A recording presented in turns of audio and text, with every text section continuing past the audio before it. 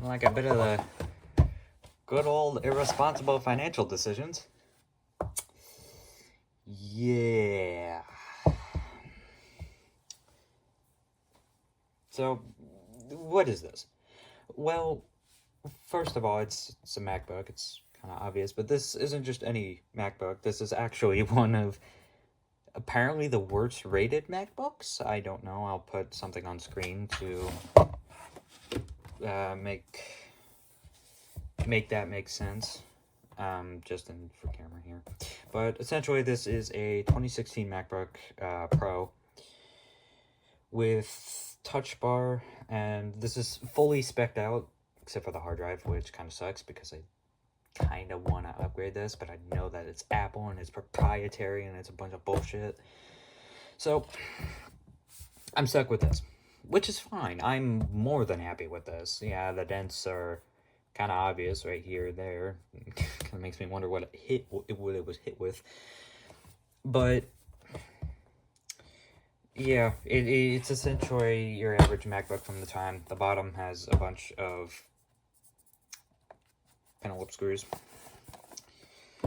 and model number and stuff, but it's not kind of what we're here for. What we're here for is this. Yes, it does in fact work. Yes, I do have two macOS partitions. Shut up, I know what I'm doing. Oh shit. Well, I guess we'll just put my name there.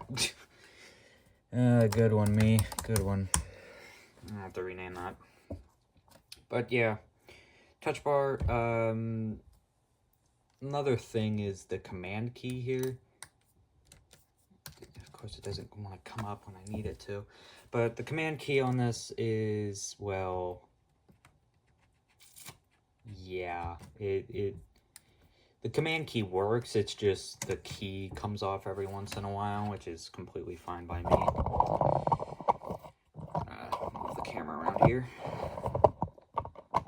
There. A little bit too close to the edge there, but it's fine. So, essentially, this works just fine. One caveat to it, though, is the battery. The battery on this, kinda cooked. Here, let me bring it up here with sysinfo.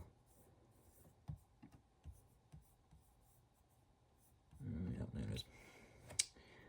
So, while we're here, oops. This is a MacBook Pro 13,3 with a quad-core Intel i7, clocked at 2.9 gigahertz. I think this is Kaby Lake generation. I'll have to put that up on screen. God damn it, like I need notifications right now. But okay, interrupt me, why don't you? Yes, I know. I know. Okay. I'll just blur that in editing. But I have 16 gigs of memory, which is the max this thing can take. And it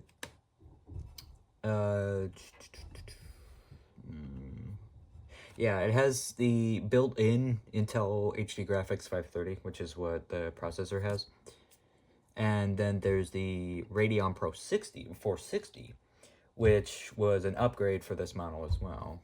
So this has 4 gigabytes. I think the original had like 2. So, you know, it's kind of good, though. I will agree with the reviews at the time, it runs pretty hot. And considering the fact that the battery in it's cooked, speaking of which, but considering the fact the battery in it's cooked, I mean, it's not that big of a problem, but I mean, the battery still works. It's not completely cooked, but it's getting close. If I can figure out where yeah, there it is. Yeah, so far it has 533 charge cycles, and it says service is recommended. So that's fun. A couple of those might have been put on by me. I'm not entirely sure. So, what is why did I get this? Well, first off, for no reason in particular, really. I just wanted a MacBook, a decently modern MacBook that I could use. And this popped up for like 150-ish bucks, I think. Or no, it was like 200 or something. But I had some Christmas money to blow, so I got this. And came all the way from Texas.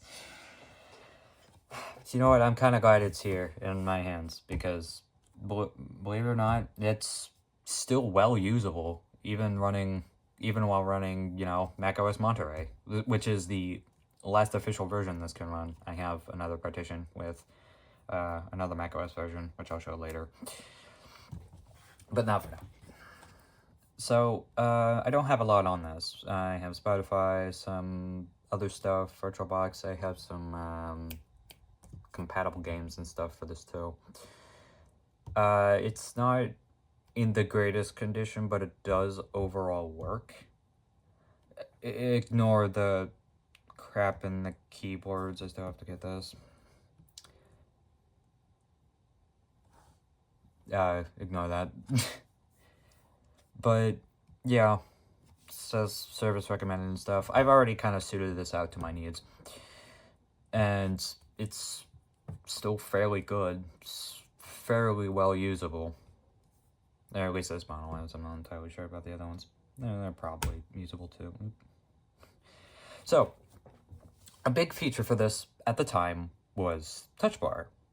And so, which is just like an OLED touchscreen thing. So if I press the escape button here, if I press this, it'll change for files and stuff, and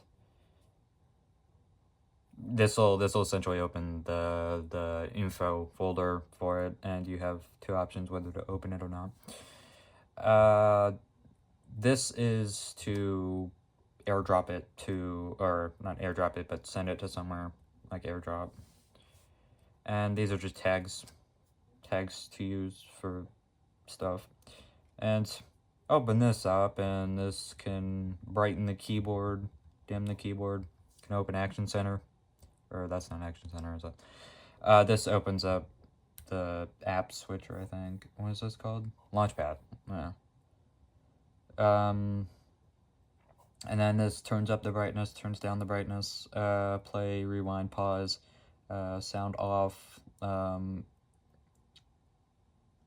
down the sound, and volume down and volume up, and a dedicated little, button. The S letter that I can't particularly say because it's set up on my phone and I'm not entirely sure how that works.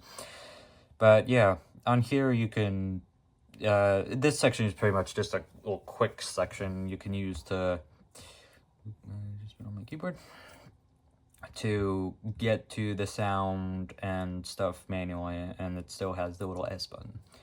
And this becomes a slide bar, which you can use to adjust the brightness and all that happy little jazz. So that's about it for the touch bar. Nothing too special, but still pretty useful. So, I'm not necessarily good at providing tests or anything, so I'm gonna just do... Yeah, I don't necessarily know what to do. I mean, this... I just realized. Oh, can't move that there. Man, not good getting the full view. But yeah, it's pretty interesting. I enjoy it personally. I have to blur out some things because it's using my real name, and I prefer not to get my real name on the internet. Thank you. But yeah, I'll put some info and stuff on the screen when I need to. But that's about it. It's not entirely special, but it is very nice. However, I must condemn Apple because one of the fatal flaws of this thing was its port selection. And let me demonstrate that to you real quick. On one side, you have 2 USB-C ports and a headphone jack. Please continue, thank you. 2 USB-C ports and a headphone jack. And on the other side, 2 USB-C ports. Where are the other ports? Yeah, they kind of had to be cut for a cost-saving measure, which would actually end up making this thing a lot worse in the public eye than it probably is.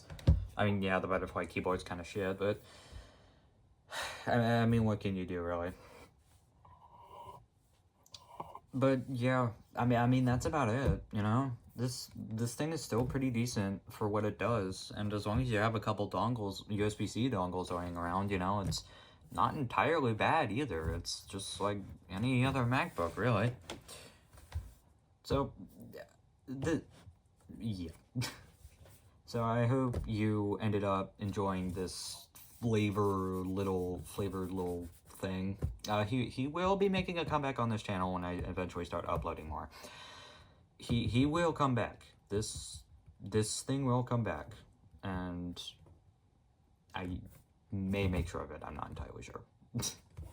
So, yeah, that's about it. Hope this was somewhat entertaining in a somewhat entertaining fashion. Yeah.